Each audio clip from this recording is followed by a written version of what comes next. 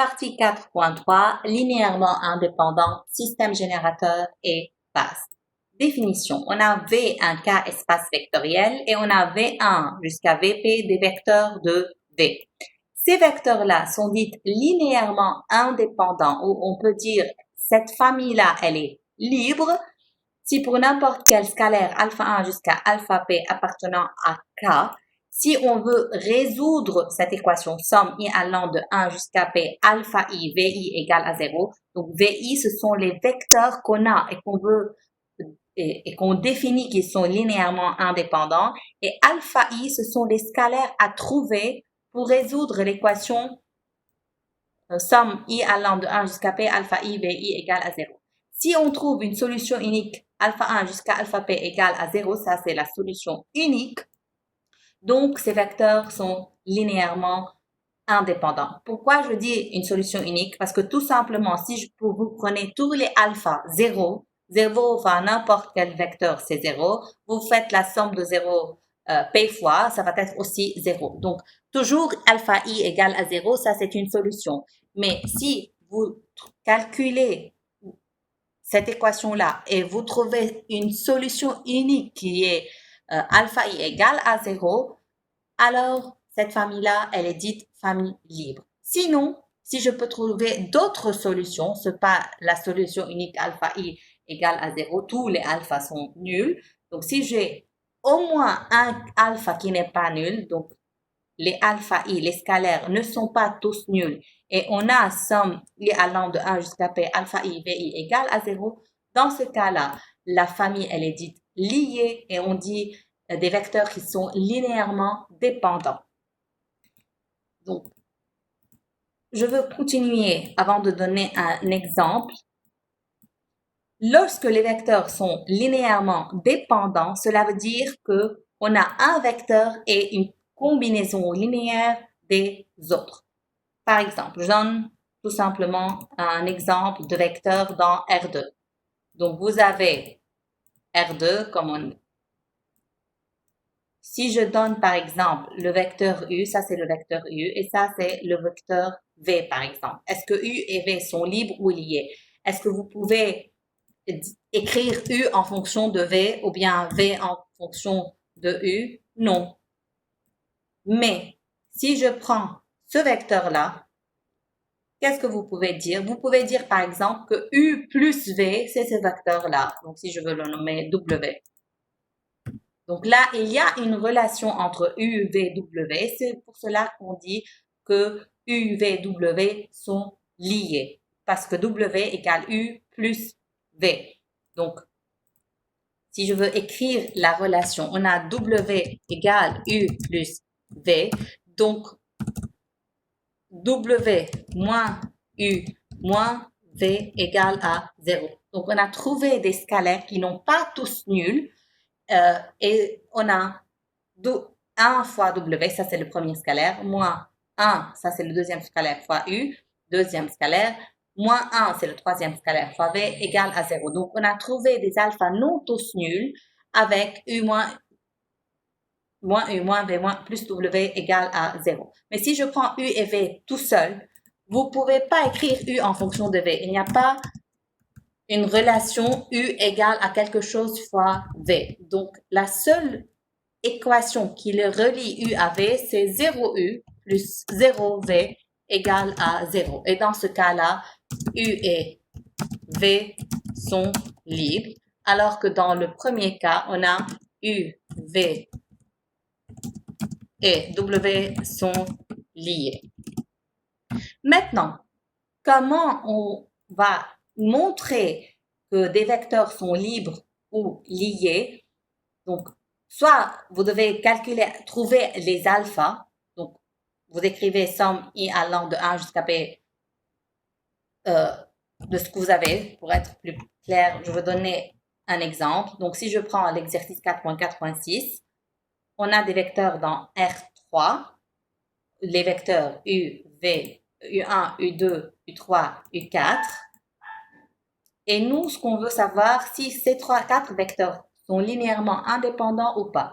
Méthode 1, vous devez résoudre AU1 plus BU2 plus CU3 plus DU4 égale à 0 et trouver ces A, B, C, D dans R3. Si vous trouvez la seule solution A, B, C, D égale à 0, alors ils sont linéairement indépendants. Mais si vous trouvez une autre solution, dans ce cas-là, ils sont linéairement dépendants. Mais il y a une forme plus simple pour savoir s'ils sont linéairement dépendants ou non. Si vous calculez le rang, par exemple. Donc, on calcule rang U1, U2, U3, U4. Comment? On peut écrire les vecteurs en ligne. Cela veut dire que le vecteur U1, je veux l'écrire dans première ligne. Le premier terme de la première ligne, c'est la première composante de U1. Le deuxième terme, c'est la deuxième composante de U1. Et là, le troisième terme, c'est la troisième composante de U1. Pour la deuxième ligne, j'écris le vecteur U2. Donc, comme ça, si vous remarquez, première composante en dessous de la première, deuxième composante en dessous de la deuxième et troisième en dessous de la troisième. Puis, U3, 1, 2, 1. Et finalement, on a le dernier vecteur, 3, 1, 2. Pourquoi le fait de calculer le rang nous permet de dire si les vecteurs sont linéairement dépendants ou indépendants? Je vous rappelle, lorsque vous faites la méthode d'élimination de Gauss, donc vous faites l'échelonnement 1, vous fixez 1 en dessous 0, puis 1, etc. Si vous trouvez une ligne à la fin qui est toute nulle, cela veut dire que cette dernière ligne, elle est en relation avec les autres lignes et c'est pour cela qu'on a trouvé une ligne qui est toute nulle.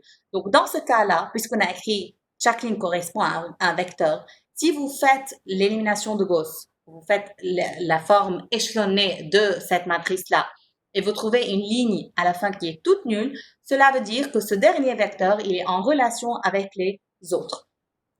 Mais sinon, donc, tous les vecteurs sont indépendants. Maintenant, le rang là, on a 4 lignes, 3 colonnes. Donc, le rang, il est strictement inférieur à 4. Donc, maximum, on va avoir 3 pivots. Puisque maximum, on va avoir 3 pivots, donc forcément, la dernière ligne, lorsque vous allez faire l'élimination de Gauss, donc lorsque vous allez échelonner, vous allez trouver une ligne qui est toute nulle.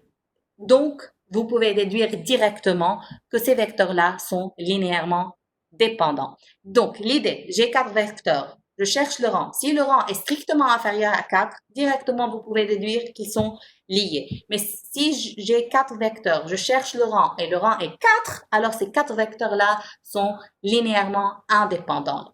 Donc, directement dans cet exercice, puisque je fais le rang et je trouve que je ne peux pas avoir un rang de 4 vecteur dans R3 qui est égal à 4, c'est pas possible, c'est maximum 3. Donc, je peux déduire d'où ces vecteurs sont liés. Ça, c'est la deuxième méthode. On a déjà dit de trouver A, B, C, D tel que A, U1 plus B, U2 plus C, U3 plus D, U4 égale à 0. Ou si quelqu'un a directement fait une remarque que, par exemple, U2 moins U1 me donne U3, parce que 2 moins 1, c'est 1. 1 moins 1, c'est 2. Et 4 moins 3, c'est 1. Donc, on a U1. Je veux juste écrire de cette forme. U2 moins U3, U2 moins U1, c'est égal U3. Donc, je peux déduire directement que U1, U2, U3 sont liés. Pourquoi? Parce que vous pouvez tout simplement écrire votre relation U2 moins U1 moins U3 égale à 0. Donc, on a trouvé A, B, C, si vous voulez, dans ce cas, tel que des scalaires, tels que A, U1 avec A égale à 1, B, U1 tel que B égale à moins 1, et C, U3 tel que C égale à moins 1 égale à 0. Vous pouvez écrire moins U1 plus U2 moins U3 égale à 0. Peu importe l'ordre, mais là, on peut directement déduire que ces trois vecteurs-là, ils sont liés. Comment je peux maintenant dire qu'avec U4, U1, U2, U3, U4 aussi, ils sont liés? Tout simplement, vous pouvez ajouter plus 0, U4. Ça, c'est aussi un scalaire. Donc, on a 4 scalaires. L'un d'entre eux est nul, mais les restes ne sont pas nuls. Donc, vous pouvez déduire ces vecteurs sont liés.